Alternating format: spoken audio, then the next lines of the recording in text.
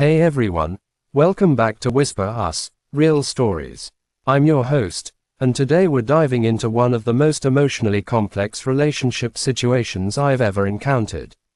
This is a story about love, betrayal, second chances, and the courage it takes to truly know your worth.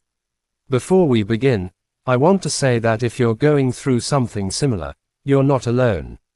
And please, stay until the end because there are some crucial insights here that could change how you view your own relationships. Let's call our storyteller Sarah. Sarah is 42 years old, and she's been with her husband, let's call him Mark, for over 20 years. They've been married for 14 of those years, and they have children together. On the surface, it looked like the perfect family. But as we all know, what happens behind closed doors can be very different from what the world sees. For many years, Sarah carried what we call the invisible load, that mental and emotional burden that often falls disproportionately on women in relationships. She was organizing the kids' schedules, driving them everywhere, making dinner, handling bedtime routines, working her own job, and trying to hold the entire household together. Sound familiar? I bet many of you listening can relate to this feeling of being the family's chief operating officer while trying to be a loving partner at the same time. Sarah thought she was showing love through her actions. She was pouring herself into her family, giving everything she had. But here's the thing, and this is crucial, she wasn't always expressing love in the ways her husband needed. There was less intimacy, less time for them as a couple. She was exhausted, focused on survival mode, just trying to get through each day. And Mark, he was telling her he needed more sex, more attention. But, and this is where it gets complicated, he wasn't making it easy for her to connect with him. She wasn't even allowed to call him at work. When she tried to share her day with him, he'd get upset. She didn't feel she had space to express her own needs. Maybe she wasn't even sure what those needs were anymore. Does this sound like a recipe for disaster? Because it absolutely was. 3 years ago, everything changed. Mark started an affair. Let me say that again for the people in the back. Mark started an affair. When Sarah found out, she was devastated. But here's what's remarkable, and heartbreaking, about Sarah's response. She was the one who asked to continue the marriage. She was the one who changed her behavior. She focused more on intimacy, on showing love the way he wanted her to show it. More sex was part of that equation. And you know what? Mark broke up with the other woman. Or so Sarah thought. But here's the gut-wrenching truth. They were still exchanging emails. After a year, they started up again. Mark told Sarah he couldn't forget the other woman. He couldn't forget her. Imagine hearing those words from your husband of 14 years. The father of your children. The person you've been trying so hard to reconnect with. They started marriage counseling. Sarah was still fighting for her marriage, still trying to make it work. But this March, just a few months ago, Mark told her he wanted to move out. Sarah ended couples therapy. She cried. She pleaded with him. But nothing changed. So she made one of the most difficult decisions of her life. She let him go on good terms. Think about that strength for a moment. After 20 years together, after being betrayed not once but twice, after fighting for her marriage, Sarah found the grace to let him leave without a bitter battle. She prioritized their children's well-being and her own dignity over revenge or desperation. Mark moved out to be with his affair partner. Sarah was left to pick up the pieces of her life, her family, her future. But here's where Sarah's story becomes truly inspiring. Over the next 2 months, she found something she hadn't had in years: peace. She rediscovered herself. She remembered who she was outside of being Mark's wife and her children's mother. 2 months. That's all it took for Mark to realize that leaving his family wasn't the fairy tale he'd imagined.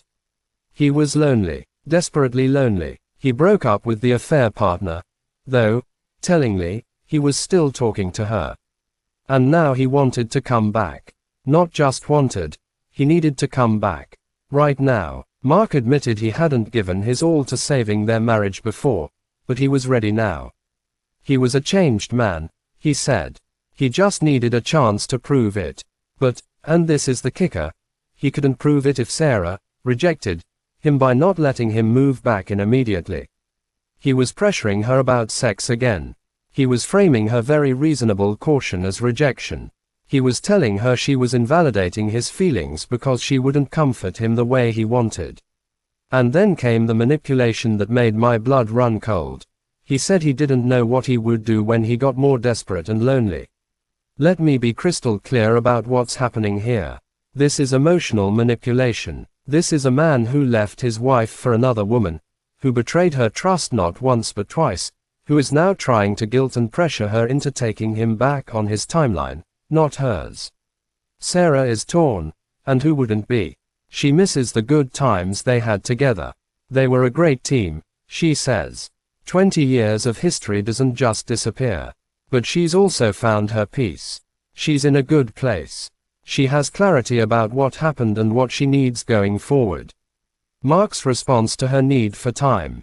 More pressure, more demands, more attempts to make his emotional crisis her emergency to solve.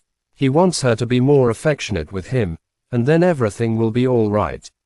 He wants to move back in immediately.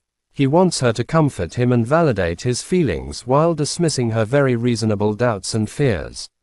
Sarah recognizes something crucial that many people miss. She doesn't see regret in Mark. She sees self-pity. She sees a man who's uncomfortable with the consequences of his choices, not someone who's genuinely remorseful for the pain he's caused. So here's the question that's really at the heart of this story. Should Sarah take Mark back? But actually, that's not the right question. The right question is, what does Sarah need to feel safe, valued, and respected in a relationship? Because here's what I see when I look at this situation objectively. Mark has shown a pattern of behavior that includes betraying Sarah's trust not once, but twice, leaving her for another woman, maintaining contact with the affair partner even after saying he wants to reconcile, pressuring and manipulating Sarah when she asks for time, making his emotional crisis her problem to solve, showing no real understanding of the pain he's caused. 2 months is not enough time for someone to fundamentally change who they are. 2 months is barely enough time to process what you've lost, let alone become a different person. Let's talk about the patterns here, because they're so important to recognize. Mark's affair didn't happen in a vacuum. It happened in a marriage where Sarah was already carrying most of the emotional and practical load. Where she wasn't allowed to call him at work. Where her attempts to connect were met with irritation. When the affair was discovered, Sarah changed her behavior, but did Mark change his? Beyond ending the affair, which he didn't actually do, what work did he do on himself? What did he do to address the underlying issues that made him vulnerable to an affair in the first place? The answer appears to be nothing. And now, when he's facing the consequences of his choices, his response is to pressure Sarah to make those consequences go away. He's not asking what he can do to earn back her trust. He's not asking what she needs to feel safe. He's demanding that she provide comfort and intimacy while he's still in contact with the other woman. This isn't the behavior of someone who's genuinely changed. This is the behavior of someone who's uncomfortable and wants to return to the status quo as quickly as possible. So what would real remorse look like in this situation?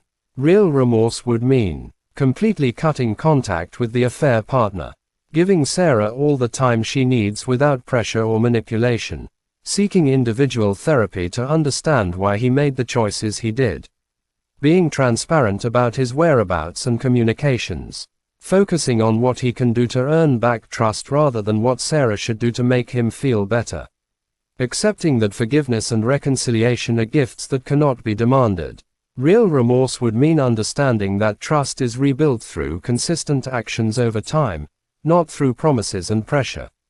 Real remorse would mean acknowledging that Sarah's caution isn't rejection, it's self-protection, and it's completely justified. Here's what I find most remarkable about Sarah's story: she found her peace. After 20 years of being the one who carried the load, who fought for the marriage, who changed her behavior to try to make things work, she found herself. She knows the difference between genuine remorse and self-pity. She recognizes manipulation when she sees it. She understands that his loneliness is not her responsibility to fix. This is growth. This is wisdom. This is the kind of clarity that comes from surviving betrayal and coming out stronger on the other side. The pressure she's facing to decide immediately. That's not love. That's desperation. That's someone who's more concerned with his own comfort than with doing the real work of rebuilding trust. So what should Sarah do? I can't make that decision for her, and neither can you. But I can say this: whatever she decides, it should be on her terms and her timeline, not his. If she chooses to try reconciliation, it should be because she genuinely believes Mark has changed and is willing to do the work, not because she's been pressured into it. If she chooses to move forward with her life without him, that's equally valid. She's already shown she can find peace and happiness on her own. What she shouldn't do is make a decision based on his threats about what he might do if he gets more desperate and lonely. That's manipulation, pure and simple. Sarah's story isn't just about one marriage. It's about patterns we see in relationships everywhere. It's about the invisible load that so many women carry. It's about the tendency to prioritize maintaining relationships over our own well-being. It's about the difference between someone who's genuinely remorseful and someone who's just uncomfortable with consequences. It's about the courage it takes to say, "I deserve better," and mean it. It's about understanding that love isn't just about forgiveness. It's about respect, trust, and consistent actions that match words. If you're in a similar situation, here are the questions you need to ask yourself. 1. Is this person showing genuine remorse or just regret about consequences? 2. Are they doing the work to understand why they made hurtful choices? 3. Are they respecting your need for time and space? 4. Are their actions matching their words? 5. Are you making decisions based on who they say they are now, or who they've consistently shown themselves to be? And most importantly, what do you need to feel safe, valued, and respected in this relationship? Let's talk about something that doesn't get discussed enough: the pressure to forgive and move on quickly. Society tells us that forgiveness is always the right choice, that we should fight for our marriages, that families should stay together, that love conquers all. But here's what society doesn't tell us: forgiveness doesn't mean accepting repeated betrayal. Fighting for your marriage doesn't mean being the only one fighting. Keeping families together doesn't mean accepting toxic dynamics. And love, real love, includes respect, trust, and consideration for your partner's feelings and needs. Sarah is feeling pressure from Mark to forgive and move forward immediately. But forgiveness is a process, not a decision. Trust is rebuilt through consistent actions over time, not through promises and pressure. The fact that Mark is impatient with this process tells us everything we need to know about his true priorities. Let's address Mark's loneliness for a moment, because I think it's important to understand what's really happening here. Mark is lonely. He's uncomfortable. He's facing the reality that his choices have consequences. And his response is to try to make those consequences go away as quickly as possible. But here's the thing: loneliness isn't the worst thing that can happen to a person. Sometimes loneliness is the natural consequence of our choices. Sometimes it's what forces us to do the real work of understanding ourselves and changing our behavior. Mark's loneliness could be an opportunity for growth, for self-reflection, for becoming the kind of person who doesn't betray the people he loves. Instead, he's trying to use his loneliness as a weapon to pressure Sarah into fixing his problem for him. This is not the behavior of someone who's genuinely changed. This is the behavior of someone who wants to return to the comfort of his old life without doing the work to deserve it. Here's what I want every person listening to understand: you have more power than you think you do. Sarah could choose to take Mark back immediately. She could choose to ignore her instincts, dismiss her need for time, and try to return to their old dynamic. But she could also choose to honor her own healing process. She could choose to require real change before considering reconciliation. She could choose to prioritize her own well-being and that of her children. She could even choose to move forward with her life without him, recognizing that sometimes the healthiest choice is to let someone go. All of these choices are valid. All of them take courage. But only one of them honors the growth and wisdom she's gained through this experience. Let's not forget that there are children involved in this story. Children who have watched their father leave for another woman. Children who have seen their mother's pain and resilience. What message does it send to those children if Sarah accepts Mark back without requiring real change? What does it teach them about self-respect, about healthy relationships, about the consequences of our choices? And what message does it send if she takes the time she needs to make a thoughtful decision based on her own needs and values? Children are always watching. They're learning from our choices what love looks like, what respect means, what they should accept in their own future relationships. Sarah's decision will impact not just her own life, but the kind of relationships her children will choose for themselves. Let's talk about the elephant in the room. Mark is still in contact with the affair partner. This isn't a small detail. This isn't something to overlook. This is a massive red flag that tells us everything we need to know about his commitment to reconciliation. If Mark were genuinely committed to rebuilding his marriage, the affair partner would be completely out of the picture. No contact, no communication, no friendship. The fact that he's still talking to her while asking Sarah to trust him again is not just disrespectful, it's delusional. He's asking Sarah to compete with another woman for his attention and loyalty. Again, this alone should be enough to answer any questions about whether Mark has really changed. 2 months. That's how long Mark lasted on his own before deciding he wanted to come back. 2 months is not enough time to process the end of a 20-year relationship. Understand why you made the choices you made. Develop new coping mechanisms. Build genuine remorse for the pain you've caused. Become a different person. 2 months is barely enough time to miss what you've lost, let alone become worthy of getting it back. The fact that Mark is impatient with Sarah's need for time shows that he's thinking about his own comfort, not about the healing that needs to happen for both of them. Real change takes time. Real remorse comes with patience. Real love includes respect for your partner's healing process. In all of this chaos and pain, there's a beautiful story of resilience and self-discovery. Sarah found her peace. After years of carrying the invisible load, of fighting for a marriage that was already broken, of changing herself to try to make someone else happy, she found herself. She discovered that she could be okay on her own. She learned to trust her instincts. She developed the clarity to see the difference between genuine remorse and self-pity. This is not a woman who needs to be rescued. This is not a woman who should settle for less than she deserves. This is a woman who has grown, who has learned, who has become stronger through her pain. The question isn't whether she can survive without Mark. She's already proven she can. The question is whether Mark has become the kind of person who deserves to be part of her life.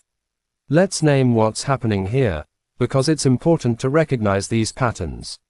Mark is using several classic manipulation tactics. Urgency. We need to decide right now. Guilt. You're rejecting me. Threats. I don't know what I'll do if I get more desperate. Blame shifting. You're invalidating my feelings. False promises. I'm a changed man, just give me a chance. These aren't the tools of someone who's genuinely remorseful. These are the tools of someone who's trying to avoid the natural consequences of his choices. A person who was genuinely committed to change would be patient, would focus on earning trust through actions, would take responsibility for their choices without making threats or demands. So here we are, at the end of Sarah's story, or at least, this chapter of it. Mark wants to come back. He's pressuring her to decide immediately. He's using manipulation tactics to try to make his emotional crisis her emergency to solve. But Sarah has something now that she didn't have before: clarity. She knows the difference between love and desperation. She understands that someone's loneliness is not her responsibility to fix. She recognizes that real change takes time and is demonstrated through consistent actions, not promises and pressure. Whatever Sarah decides, I hope she honors the growth she's experienced. I hope she remembers that she found peace on her own.